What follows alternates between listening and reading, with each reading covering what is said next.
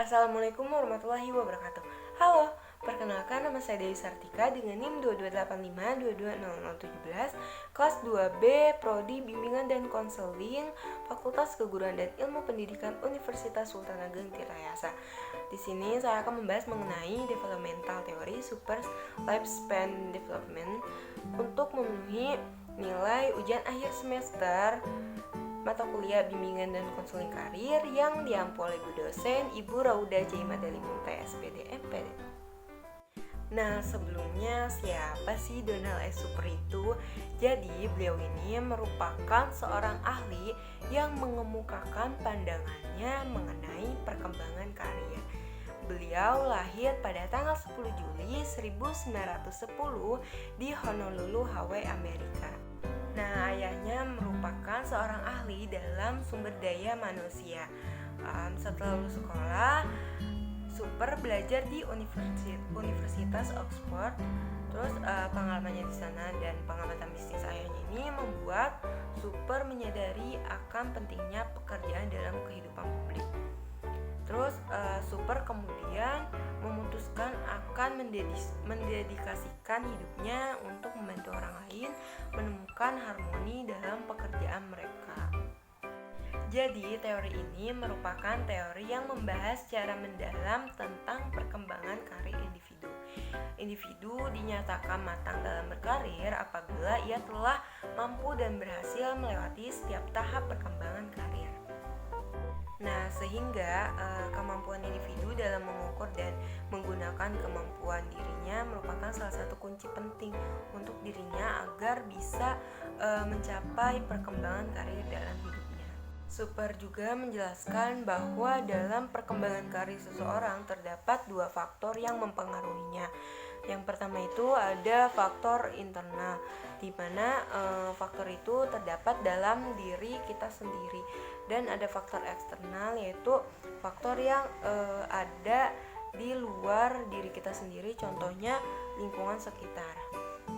Nah, selanjutnya ada tahap-tahap perkembangan menurut pandangan Super. Jadi, yang pertama itu tahap awal dalam kehidupan, yaitu masa pertumbuhan, di mana usianya itu 0 sampai 14 tahun. Jadi, tahap ini merupakan tahap paling awal dalam perkembangan karir seseorang.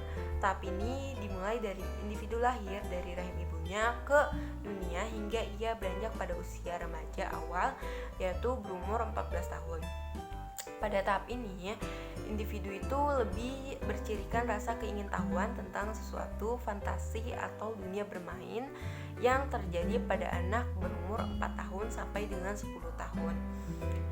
Serta barulah tumbuhnya minat pada anak ketika berumur 11 tahun sampai dengan 14 tahun dan memahami kapasitas dirinya tentang mengukur dan memahami kemampuan dirinya ketika berada pada umur 13 sampai 14 tahun. Setelah itu individu masuk pada tahap eksplorasi. Yang kedua ada tahap exploration stage, yaitu dimulai umur 15 tahun hingga 24 tahun.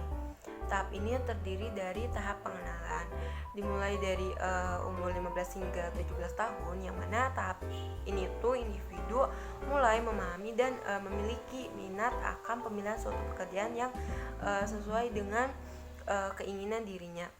Serta tahap transis ketika individu berumur 18 tahun hingga 21 tahun. Jadi tahap ini itu individu mulai memasuki dunia kerja setelah menamatkan sekolahnya. Terus remaja juga mulai memikirkan pekerjaan apa yang cocok dengan dirinya, serta masuk pada tahap uji coba ketika individu sudah berada pada usia dewasa awal, yaitu umur 22 tahun sampai dengan 24 tahun, yang mana pada tahap ini tuh individu mulai menetapkan pilihannya dalam suatu pekerjaan dan dianggap sebagai pekerjaan yang tetap. Nah, yang ketiga ini ada tahap establishment substage, yaitu pada umur 25 sampai dengan 44 tahun. Tahap ini juga terdiri dari 2 tahap, yaitu masa uji coba sampai individu berumur 30 tahun, yang mana individu itu dihadapkan dengan persoalan yang menggoncangkan atau perubahan dalam karir yang sedang ia jalani. Namun pada tahap ini individu sudah kukuh dalam karirnya tersebut, serta tahap stabilitasi atau sudah stabil dan merasakan kenyamanan dengan karirnya itu pada usia 31 sampai dengan 44 tahun.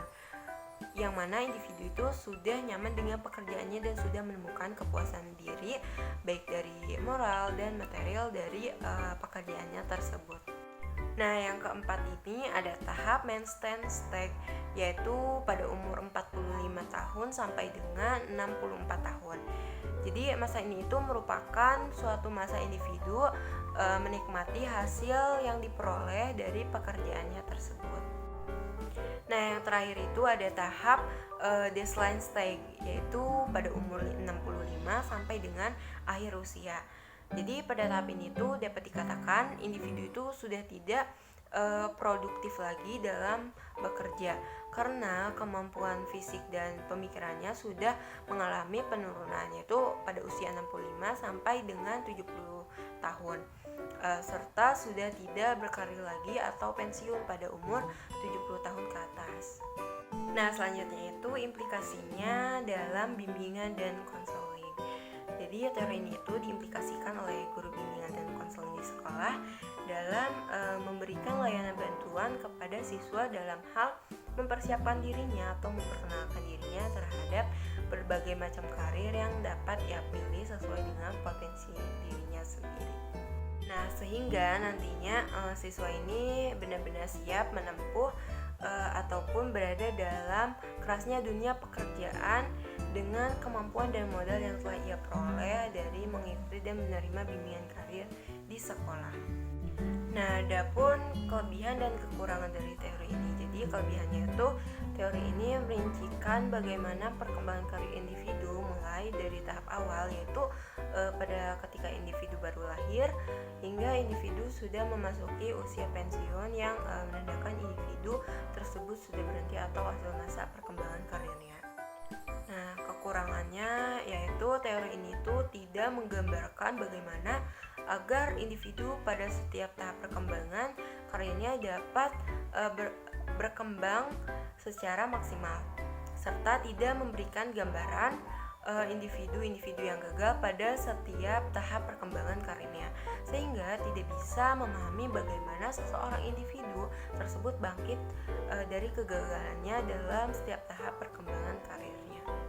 Nah, jadi teori ini menggambarkan dan memandang perkembangan karir berada pada semua rentan kehidupan, baik mulai dari lahir sampai pada pensiun, yang mana dalam perkembangan karir tersebut dibutuhkan pemahaman diri dan pemahaman akan karir yang akan digeluri.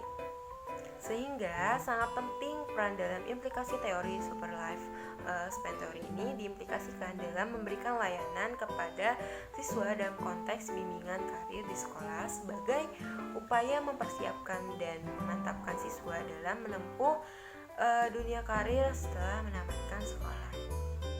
Cukup sekian dari saya, mohon maaf jika ada kekurangan.